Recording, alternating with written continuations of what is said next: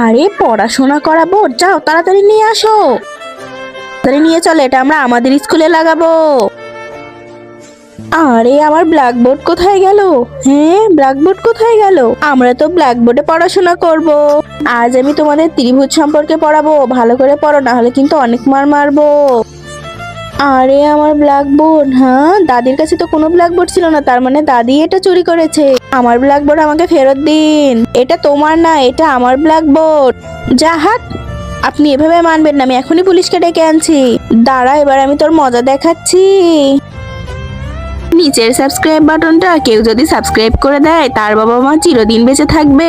যারা ভিডিওতে লাইক করবে তাদের মনের আশা যেন পূরণ হয়, আর আমি দোয়া করে দিলাম। স্যার, এই হলো সেই দাদি যে আমার ব্ল্যাক আর হোয়াইট বোর্ড চুরি করেছে। স্যার দেখেন, ওরা মিথ্যা কথা বলছে, এটা আমার বোর্ড।